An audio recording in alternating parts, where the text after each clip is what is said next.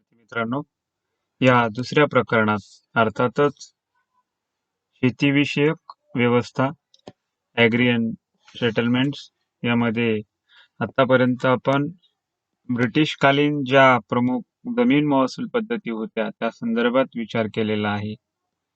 या प्रत्येक जमीन महसूल पद्धतीचे सविस्तर जे विवरण आहे ते आपण विचारात घेतलेले आहे. त्यानंतर आज आपण विचार करणार आहोत एका नव्या टॉपिकचा. त्या टॉपिकचं टायटल आहे शेतीचे व्यापारीकरण, कमर्शियलायझेशन ऑफ ॲग्रिकल्चर. आता या शेतीच्या व्यापारीकरणासंदर्भात सर्वप्रथम आपण अर्थबोध समजून घेणार आहोत.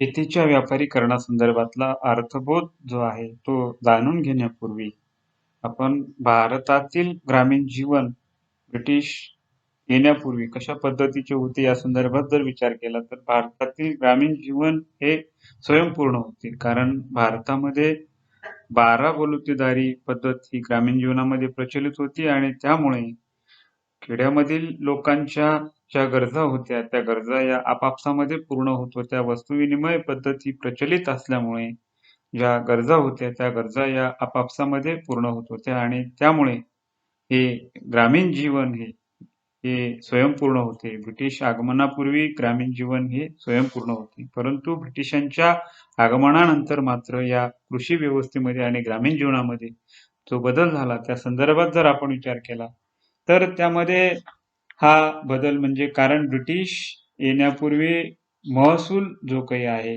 तो महसूल हा पूर्वी जमीन महसूल हा जमिनीत पिकणाऱ्या पिकांच्या उत्पादनावर आकारला जात होता. परंतु ब्रिटिशांच्या आगमनानंतर मात्र या महसुलामध्ये विशेषतः जे काही पैशाला स्थान जे आहे ते स्थान हे प्राप्त झालेले दिसून येते आणि म्हणून याचा परिपाक हा शेतीच्या व्यापारीकरणामध्ये दिसून येतो. कारण यामुळे पारंपरिक पीक पद्धतीऐवजी नगदी पिकांना जे काही प्राधान्य आहे ते प्राधान्य या ठिकाणी देण्यात येऊ लागले आणि म्हणूनच या संदर्भात हा जो काही प्रयोग होता तो प्रयोग, कारण याआधी आपण जसा विचार केला की महसूल हा ब्रिटिश काळामध्ये महसूल हा उत्पन्नाचा एक प्रमुख स्रोत होता आणि म्हणून या संदर्भात जे काही वेगवेगळे प्रयोग आहेत ते प्रयोग अगदी जमीन महसूल पद्धती संदर्भात जसे आपण याआधी विचारात घेतले म्हणजे विभिन्न जमीन महसूल पद्धती ज्या आहेत त्या जमीन महसूल पद्धती या भारतामध्ये ब्रिटिश काळात लागू करण्यात आलेल्या होत्या आणि त्याच पद्धतीने या संदर्भात शेती क्षेत्रामधील हे जे परिवर्तन होते या परिवर्तनासंदर्भात जर आपण विचार केला तर हा देखील एक परिपाक या ठिकाणी दिसून येतो. एकूणच शेतीच्या व्यापारीकरणासंदर्भात अर्थबोध जर आपण विचारात घेतला तर त्यामध्ये की शेतीमध्ये कमाल नफा मिळवण्यासाठी पारंपरिक पिकांऐवजी नगदी पिकांची लागवड करण्याची प्रक्रिया म्हणजे शेतीचे व्यापारीकरण, की ज्या प्रक्रियेमध्ये व्यापारी हेतूने शेतीत नगदी पिके हे घेण्यात येऊ लागले आणि यामध्ये अधिकाधिक प्रमाणात जो काही कमाल नफा मिळवणे हा उद्देश या ठिकाणी दिसून येतो. म्हणजे एकूणच यामध्ये पीक पद्धतीमध्ये जो काही बदल आहे तो बदल झाला. म्हणजे पूर्वी ज्या पद्धतीने पारंपरिक पिके म्हणजे धान्याच्या स्वरूपामध्ये जे काही विभिन्न पीक होते ते पिकं घेतली जात होती, परंतु यामध्ये धान्य स्वरूपामध्ये घेतली जाणारी पीक जी काही होती त्या पिकांऐवजी मुळातच यामध्ये ब्रिटिश काळात जो हा परिवर्तनाचा भाग होता तो परिवर्तनाचा भाग या ठिकाणी दिसून येतो. कारण ह्या काळात जमीन महसूल पिकांऐवजी उत्पादनावर आकारण्यात येऊ लागला होता आणि त्याच्यामुळे महसूल हा यामध्ये ब्रिटिशांनी महसुलाकडे जे काही विशेष लक्ष केंद्रित केले होते म्हणून महसूल हा नगदी स्वरूपामध्ये देण्याची व्यवस्था आणि त्या संदर्भातली जी काही निश्चिती होती ती निश्चिती या ठिकाणी करण्यात आलेली दिसून येते आणि म्हणून यामध्ये जमेची बाजू जर आपण विचारात घेतली तर ती या परिवर्तनासंदर्भात ती दिसून येते. म्हणजे पारंपरिक पीक पद्धतीऐवजी ज्या नगदी पिकांच्या पीक पद्धतीला प्राधान्य जे काही आहे ते प्राधान्य या ठिकाणी देण्यात आले आणि म्हणूनच निश्चितच हा परिवर्तनाचा भाग होता. परंतु हे परिवर्तन मात्र महसुलाच्या अंगाने जर आपण बघितले तर ते ब्रिटिश धार्जिणे म्हणजे यामध्ये जे काही होते ते करण्यात आलेले होते ते ब्रिटिशांच्या महसुला संदर्भातले त्यांनी आपल्या स्वार्थासाठी केलेले दिसून येते. कारण यामध्ये अधिकाधिक प्रमाणात जे काही नफा मिळवण्याची त्यांचे जे धोरण होते ते धोरण या ठिकाणी दिसून येते.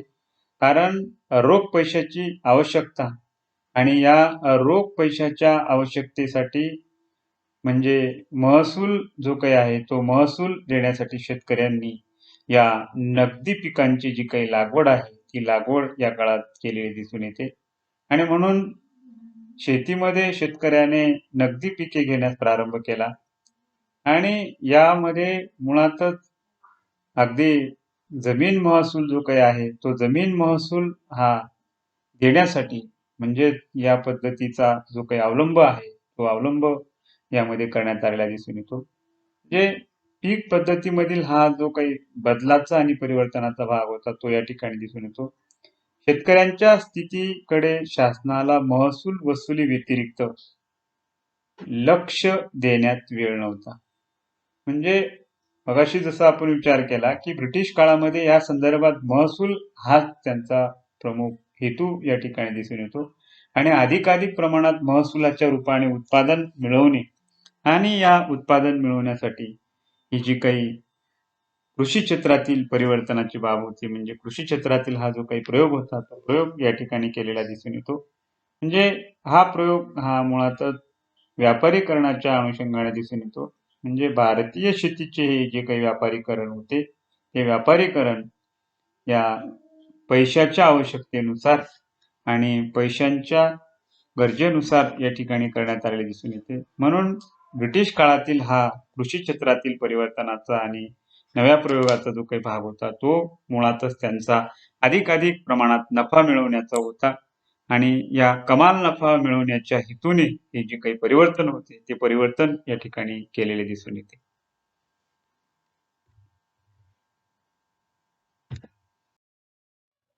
व्यापारी पिके किंवा नगदी पिके म्हणून जर या संदर्भात आपण विचार केला तर त्यामध्ये अगदी चहा असेल.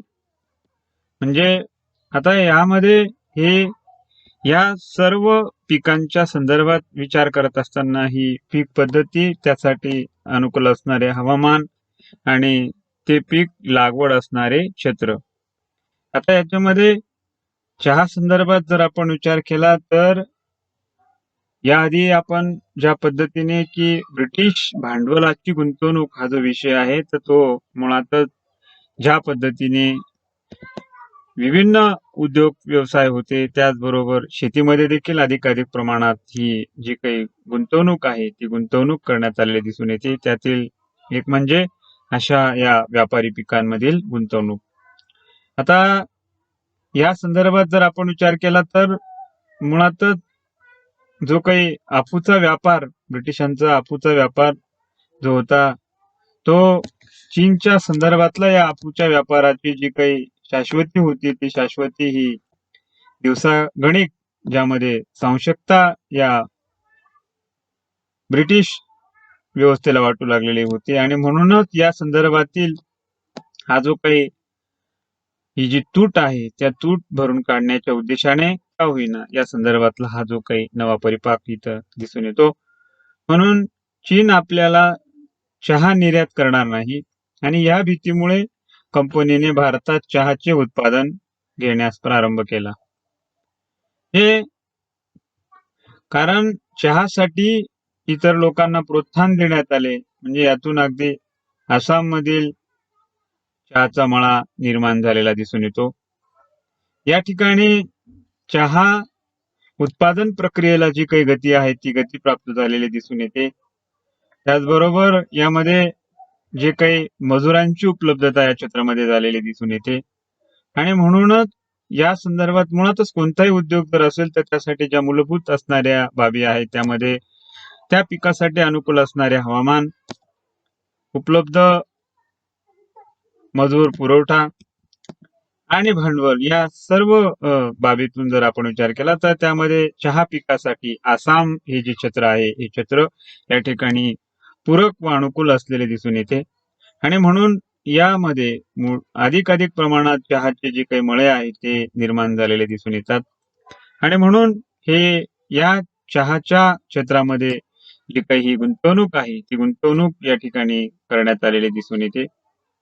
आणि म्हणून हा एक कृषी क्षेत्रातील बदलाचा हा एक परिपाक होता ब्रिटिश काळातील. आणि निश्चितच केवळ चहा या पिकांपुरतीच ही परिसीमा मर्यादित न राहता इतर विभिन्न पीक पद्धतीमध्ये देखील जो काही प्रयोग होता तो करण्यात आलेला दिसून येतो. म्हणजेच अगदी नीळ असेल. आता मुळातच या संदर्भात हा नीळ या संदर्भात जर आपण विचार केला तर रंग जो आहे तो रंग तयार करण्यासाठी या संदर्भात जो काही उपयोग होता तो उपयोग केला जात असलेला दिसून येतो.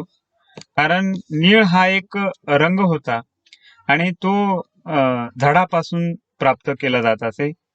आता याचा उपयोग जर आपण विचार केला या संदर्भात तर रंग देण्यासाठी याचा उपयोग केला जात असे. आता याच्यामध्ये वसाहतीच्या संदर्भात म्हणजे ब्रिटिशांनी ज्यामध्ये विशेषतः पश्चिमी देशांनी ज्या आपल्या वसाहती निर्माण केलेल्या होत्या त्यामध्ये उदाहरणार्थ कॅरिबियन वसाहतीतून मिळत असे त्यांना. परंतु यानंतर मात्र या ठिकाणचे जे काही उत्पादन होते ते कमी झालेले दिसून येते. आणि म्हणून भारताच्या संदर्भात जे काही निळीचे महत्व आहे ते महत्व या ठिकाणी वाढू लागले. आणि यासाठी ब्रिटिशांनी नीळ उत्पादनासाठी भारतात येण्यासाठी प्रोत्साहन दिलेले दिसून येते. आणि यामध्ये ब्रिटिश भारतात या ज्या काही गुंतवणुकीला जो काही प्राधान्यक्रम यामध्ये देण्यात आलेला दिसून येतो त्यामधील हे एक या पिकांमधील हा एक प्रयोग होय. भारतात निळीचे उत्पादन या काळात होऊ लागलेले दिसून येते. त्यामध्ये जी पद्धत होती त्यामधली एक पद्धत म्हणजे शेतकऱ्यांकडून आणि दुसरे म्हणजे मळे मालकांकडून अशा या दोन पद्धतींद्वारे म्हणजे शेतकरी आणि मळ्यांचे मालक अशा दोन पद्धतीने हे जे काही उत्पादन होते हे उत्पादन घेण्यात येत असे. आता मालक भारतीय शेतकऱ्याकडून जबरदस्तीने हे नीळ उत्पादन करून घेत. म्हणून या संदर्भात हा एक स्वतंत्र असा संशोधनाचा विषय म्हणता येईल. कारण या संदर्भात नीळ उत्पादन पद्धतीमध्ये शेतकऱ्याकडून जबरदस्तीने निळीचे उत्पादन करून घेणे आणि यामध्ये नीळ उत्पादक मालकांची म्हणजे ज्याला आपण मळे मालक म्हणतो या मळे मालकांची भारतीय शेतकऱ्यांसंदर्भात होणारा जुलूम, अन्याय आणि अत्याचार हा एक वेगळा भाग या ठिकाणी दिसून येतो. आणि म्हणून यामध्ये ज्या पद्धतीने म्हणजे मळे मालक हे भारतीय शेतकऱ्यांचे शोषक जे आहे शोषक बनलेले दिसून येतात. आणि निश्चितच त्या दृष्टिकोनातून ही जी काही व्यवस्था होती या संदर्भात की त्यामध्ये एक घटक जो आहे या एका म्हणजे मालक जसं आपण कायमधारा महसूल पद्धतीमध्ये जमीनदार वर्ग बघितला तसं या ठिकाणी मळे मालक हा जो काही स्वतंत्र वर्ग होता तो वर्ग या ठिकाणी प्रत्यक्ष शेती करणारा जो शेतकरी वर्ग होता नीळ उत्पादक होता त्याच्याकडून जबरदस्तीने जे निळीचे उत्पादन होते ते करून घेत असे. त्यानंतर कापूस या पिकासंदर्भात जर आपण विचार केला तर मुळातच भारतात कापूस हे एक महत्वपूर्ण पीक म्हणून ओळखले जात आणि या पिकासंदर्भात अगदी आजमितीला जरी आपण विचार केला तर कापूस या एक प्रमुख पीक म्हणून कृषी व्यवस्थेमध्ये ओळखले जाते. आता यामध्ये ईस्ट इंडिया कंपनीचे जे काही अधिकारी होते ते अधिकारी आणि भारतीय व्यापारी यामध्ये या पिकासंदर्भात जे काही आघाडीवर असलेले दिसून येते. कंपनीचे नियंत्रण प्रस्थापित झाल्यानंतर भारतीय शेतकऱ्यांना कमी दरात कापूस विकण्याची जी काही सक्ती आहे ती सक्ती मात्र या ठिकाणी केली जात असे. म्हणजे कंपनीच्या नियंत्रणात असणाऱ्या या कृषी व्यवस्थेमध्ये भारतीय शेतकऱ्यांकडून अल्प दरात माफक दरात जो कापूस असे तो कापूस हा खरेदी केला जात असे आणि त्या संदर्भातली सक्ती जी काही आहे ती सक्ती मात्र केली जात असे. आणि म्हणूनच निश्चितच या ठिकाणी जर आपण विचार केला तर यामध्ये देखील कापूस उत्पादक जे काही भारतीय शेतकरी होते, ते शेतकरी यामध्ये या अशा या सक्तीला आणि अल्प दरात जे काही विक्री होती कापूस विक्रीला, त्यामध्ये त्यांच्यावरील हा एक वेगळ्या पद्धतीने जो जाच होता, जो अन्याय होता, तो या ठिकाणी निश्चितच दिसून येतो.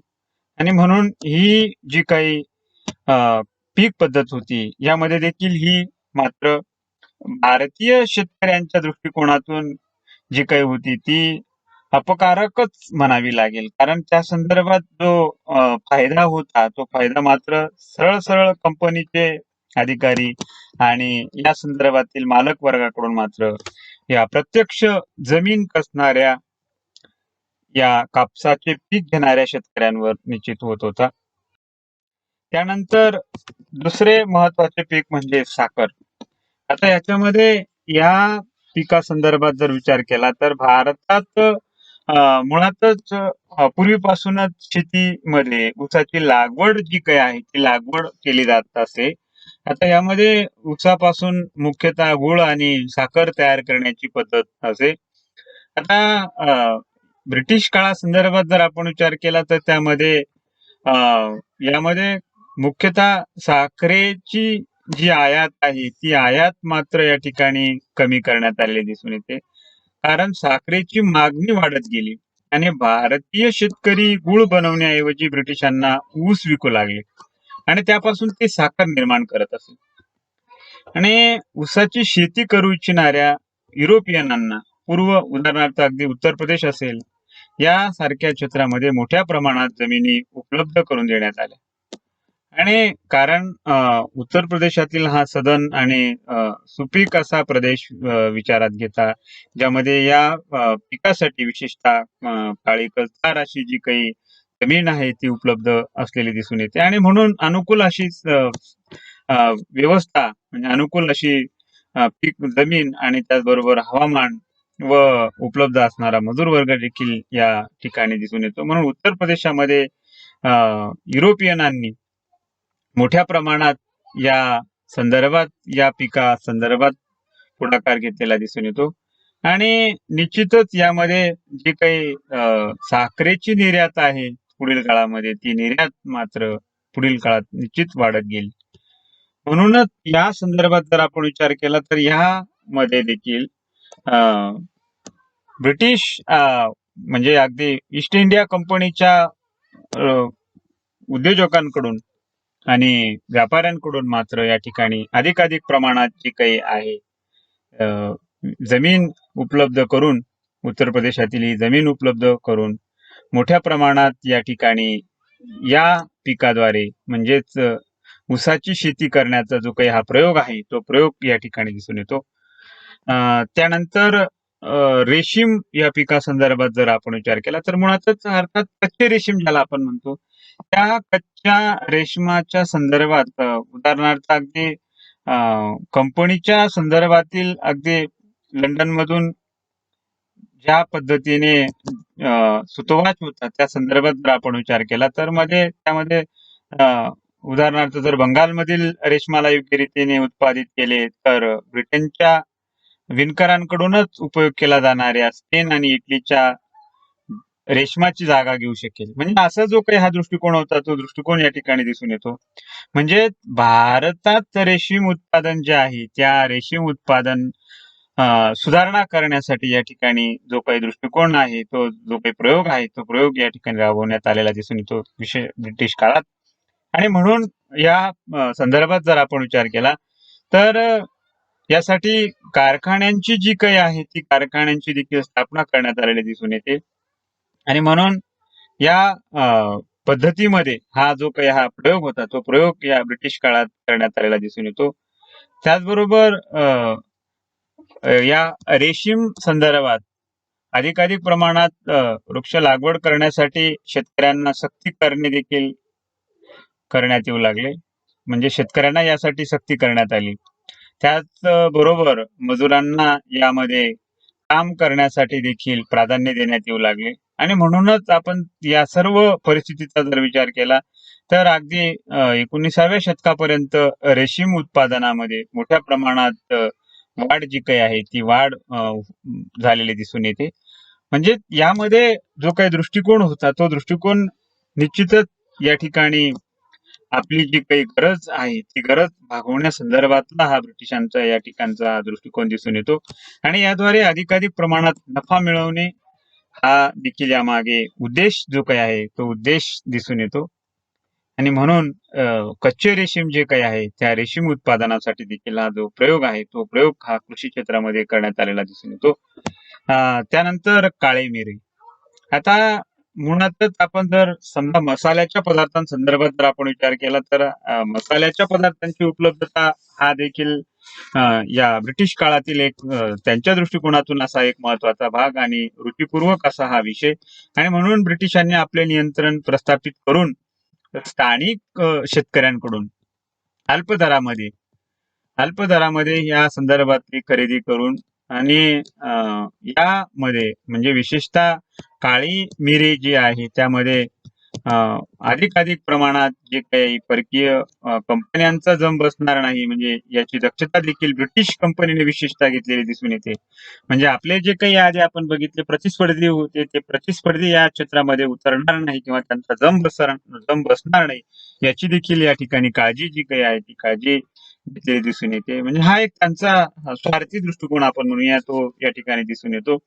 म्हणजे ब्रिटिश कंपनीने या संदर्भात जी काही विशेष दक्षता आहे ती दक्षता घेतलेली दिसून येते आणि म्हणून आपल्या मसाल्याच्या पदार्थातील एक उपलब्धतेचा भाग म्हणून हा देखील एक महत्वाचा प्रयोग होता काळी मिरी संदर्भात आणि म्हणून अशा ज्या विभिन्न पीक पद्धतींद्वारे म्हणजे या सर्व पीक पद्धतीद्वारे म्हणजे अगदी नीळ असेल, लापू असेल, कच्चे रेशीम असेल, चहा असेल, साखर असेल, काळी मिरे असेल किंवा कापूस असेल अशा संपूर्ण या सर्व पीक पद्धतीद्वारे हे जे करण्यात आलेले जे काही प्रयोग होते त्या प्रयोगांचा जर आपण विचार केला तो कृषी क्षेत्रातील हा जो बदल होता ब्रिटिश काळातला हा बदल मात्र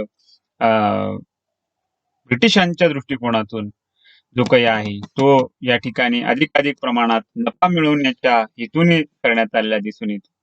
म्हणजेच यामध्ये देशांतर्गत व्यवस्थेचा जर आपण विचार केला तर या संदर्भात देशांतर्गत व्यवस्थेचे जे शोषण होते ते या ठिकाणी इंग्लंडच्या दृष्टिकोनातलं पोषण असे म्हटल्यास वावगे ठरणार नाही आणि म्हणूनच शेतीच्या व्यापारीकरणासंदर्भातला हा जो प्रयोग होता हा प्रयोग या ठिकाणी या विभिन्न पीक पद्धती संदर्भात आपण जो काही विचार केला त्यामधून दिसून येतो आणि म्हणून या संदर्भात की ब्रिटिश काळातील कृषी क्षेत्रातील जे हे परिवर्तन होते ते परिवर्तन या संपूर्ण शेतीच्या व्यापारीकरणातून दिसून येते आणि अशा या व्यापारीकरणासाठी कोणती घटक कारणीभूत ठरले आणि त्याचा काय एकूण पडसाद उमटला त्या संदर्भात देखील आपण विचार पुढच्या तासिकेमध्ये आणि पुढच्या व्हिडिओमध्ये करणार आहोत. धन्यवाद.